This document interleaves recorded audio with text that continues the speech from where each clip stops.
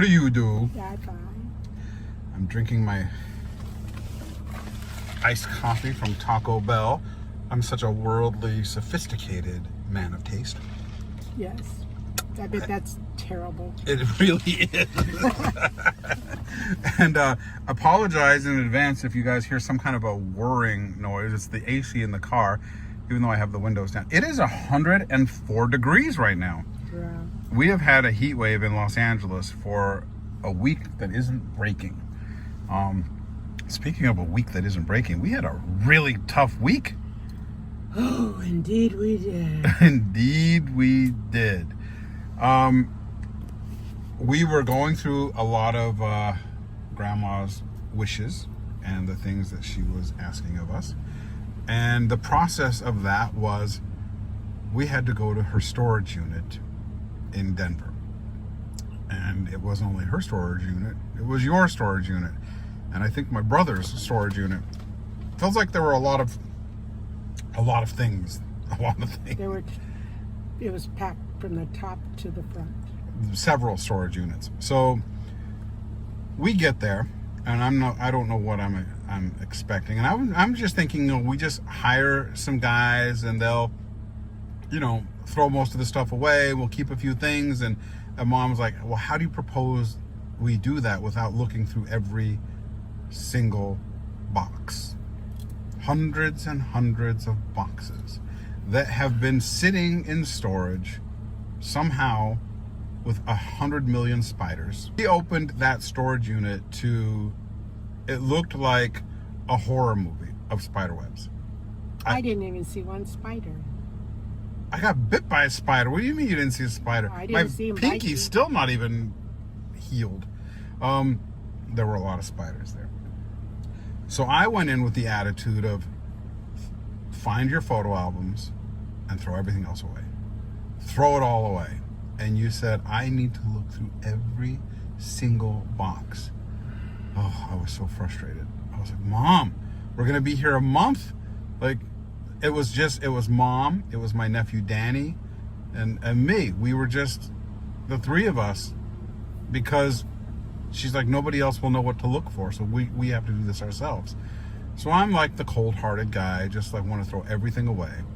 Mom is the one that wants to keep every single thing and just bring it all back to California. She's like, let's just put it in a truck and bring it all out to California. Oh, It would be impossible. Yeah, and tensions were high. tensions were high. To say the least. So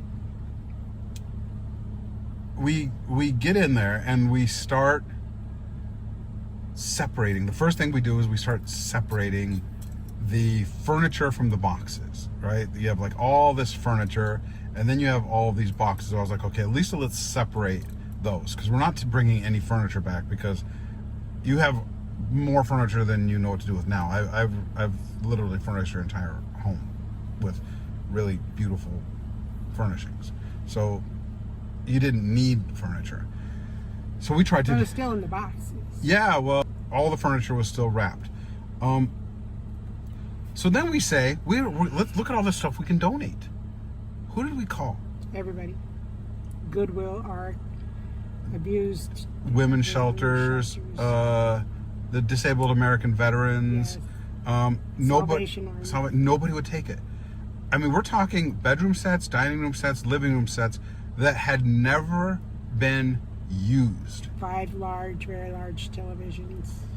I understood the televisions, that technology gets old, because those TVs were a little 8 years old. Yeah, 8 years old. A brand new refrigerator. Beautiful, there were like 2 white wingback chairs that were still in the original plastic. There was a dining set that hadn't been that had been delivered and was still in the plastic covering. A queen size bedroom set, like a shabby chic, that white, off-white, that French looking. Beautiful. They were pots. You and Grandma had some kind of a strange online shopping obsession. Were you guys like QVC VIP members? What was the deal with boxes and boxes of? We didn't have time. We were moving. Yeah, but you had time to order all of those. I mean, there were maybe 5 boxes of pots and pans that had never been opened, of canisters, of like kitchen gadgets, choppers, spinners, blenders, mixers, things that had never been taken Air out. fryers, Yeah. fry daddies, Somebody had. dehydrators. Did Grandma have a shopping problem, or was it you? One of you did. Well, she'd buy one for her and I'd buy one for me. Kind of like our jewelry. You know, she'd get something, I'd get something. Yeah. So we would fight over it. Oh my God. There was so much stuff. I could not believe. But what was really killing me is, so we were going to go to the dump. We were going to just, everything we didn't want, we were going to dump. And I couldn't believe we were having a hard time finding, well, we didn't. To volunteer. We didn't find one organization that would take that. No. And we got into you to the abused woman shelter. What did you say to them? I don't remember. You said you could take a woman and we could furnish her entire home, living room, kitchen, bathrooms, bedrooms, everything. Give her an entire new life that has never been sat on or used, and they wouldn't take it. I know. And we're not going to name the organization, but... Yeah, we're not going to say what I said. So we ended up giving it to strangers, random people. We would just walk up to people. Hey, do you need whatever, you know, look at these clothes, look at these handbags, look at these, look at this. I mean, these First collection. Yeah, there were all so many things. Shoes. So luckily we did give a lot of it away to people that were really happy. And there was something special about just giving it directly to the people, because you got to see their reaction. You got to see how much they loved what they were getting. The woman that got all of the furniture was ecstatic. Oh, she was so thrilled. She was so thrilled. And again, because I'm not into material things, I just think that anything you buy can be replaced. I don't care about that kind of stuff, right? I'm just like, throw it away. Throw it away. If it's not a photo album, throw it away. But I had a cobalt collection, elephant collection. Well, your cobalt. Asian collection. Yep. That's... I'm trying to be cold-hearted and anti-materialistic, but that's what got me. I opened up a box and I saw a piece of your glass in there, this glass collection. You had something called Depression era glass.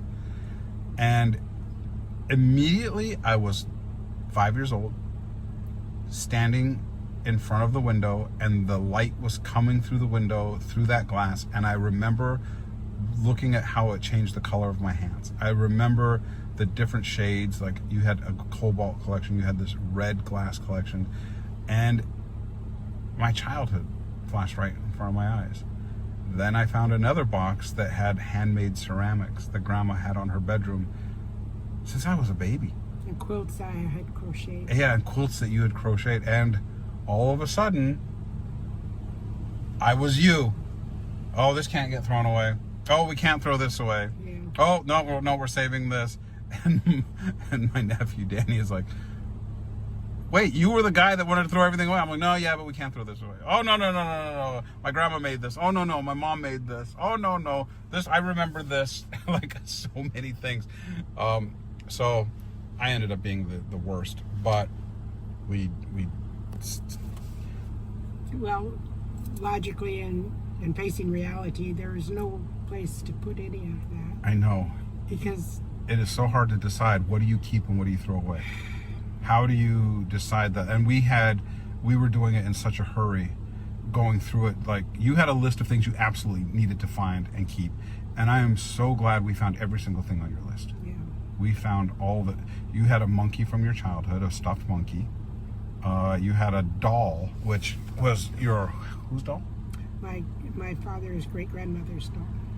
And I inherited it. And it through looks... his grandmother. Mm-hmm. And it looks like the poster for a horror movie with Well, it was porcelain it's and old, cracked and scary. face, but And I don't know, that probably has some spirits with it. That's like an Annabelle situation. That thing's gonna stay in storage.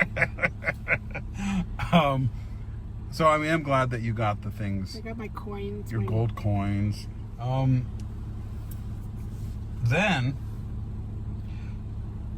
we loaded up the truck. We had some people load up the truck that was going to the dump. The things that we couldn't There's just 3 trips to the dump. 3 giant U-Hauls, 20-foot Packed U-Hauls. full.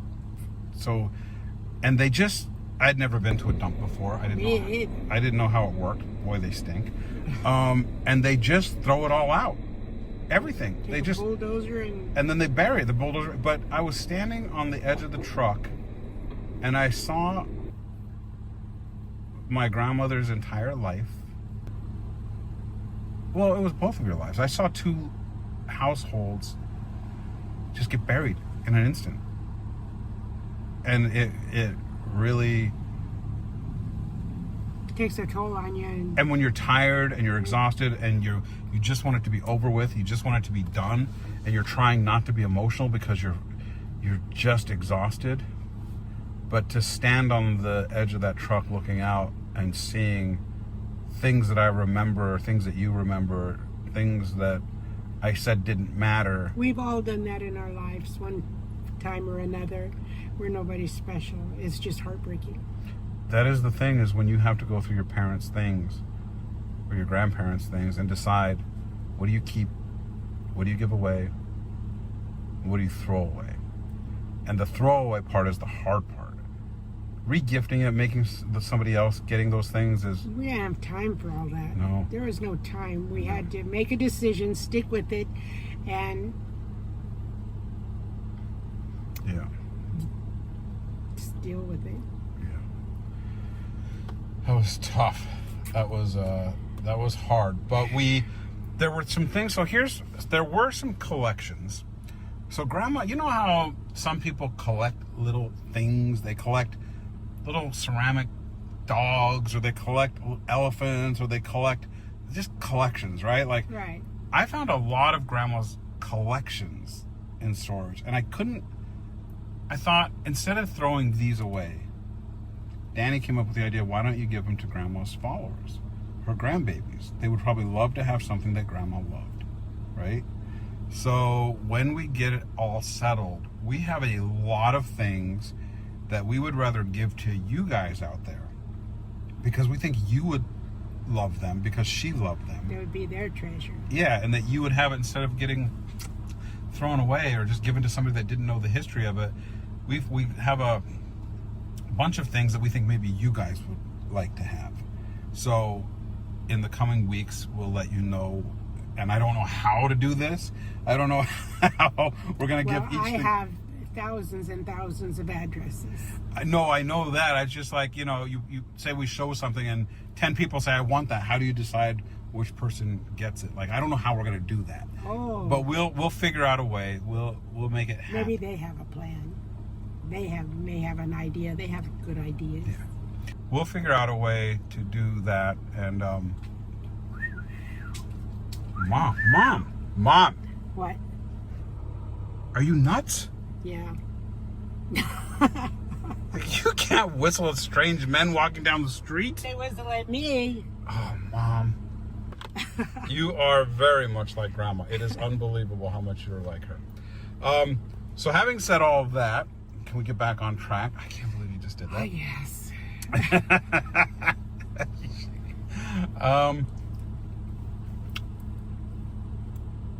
So we'll figure out a way to do that, and then coming home, we got on the plane. No, talk about going first. Oh, well, the plane ride there. It was, you could tell the engine was stalling, just... It made a really, really...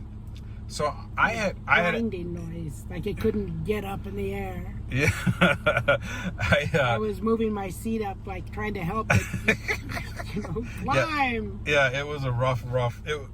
And then landing, the plane was like swaying side to side. Usually turbulence are up and down. It was like swaying, like the wind was blowing us side to side. It was like slipping around on ice. Like a little hula. Yeah, I was like, this is rough. And I almost chartered a private plane home. I was like, I think I would rather just get a private plane home, because that was a little, maybe just going over the mountains isn't a good idea in a commercial airline. I don't know. But that wasn't bad at all, though. But then coming home, wow.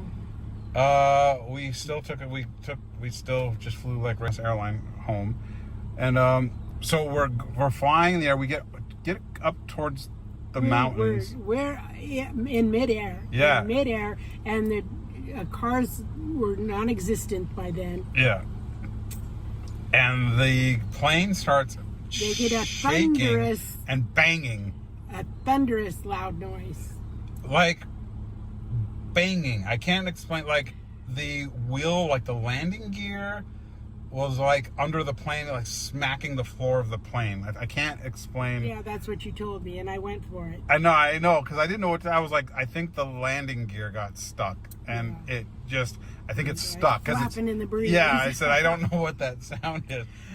And then there was a pilot that was flying, and he was sitting behind me, and he said to the stewardess, I have only heard that sound in a flight simulator, and that's not good. I need to speak to the pilot. Mm-hmm. And then he went up to the pilot, and then I was nervous. And then he came back and he goes, we've got to land this plane. We've got to land this plane. He goes, I think the engine compressor fell out. And I was like, do I tell my mom what I just heard? Do I tell anybody what I just heard? But then nothing happened. We kept flying straight. We kept going towards the mountains. Why would we go to the mountains so we could never be found? I was like, okay, maybe he didn't know what he was talking about. Maybe I misunderstood. And I told that pilot to go tell the captain, or vice versa. Tell him to speak up. I want to know what's going on, because he said, oh, we're going to land the plane. We have to turn around and go back. Couldn't hardly understand. Yeah, the pilot. Speak up. the pilot got on the PA system and just mumbled. None of us knew what he said. We're like, what did he say? I heard him say going back to Denver. Yes. And so then the stewardess got on the overhead system, and then she said, we have had a maintenance issue. Yeah. We've had a problem, and we have to land the plane. So we're turning around. We're going back to Denver. We're very sorry for the inconvenience. And the plane wasn't even hardly moving. I knew we were going to drop out of it. Just drop straight down, because while I was looking out the window, nothing was going by me. It was like we were just floating like a hand glider, just going nowhere. I knew we were all going to die. Well, we didn't. Thankfully. We didn't, because we had a sassy angel that was like, her wings were really strong. And the power of love and the guardian angels saved us. We had one sassy angel that just lifted that bad engine. But then, of course, because I'm a glutton for punishment, I go, so we land back in Denver, and they're telling us it's going to be a while before we get back out. So I just rent a hotel. We went to the American Express lounge for a little while, but then how long can you stay there? So I just rented a hotel. Great food, though. So we could just take a nap or hang out until the flight. And while we were there, you took a nap, and I started Googling plane crash.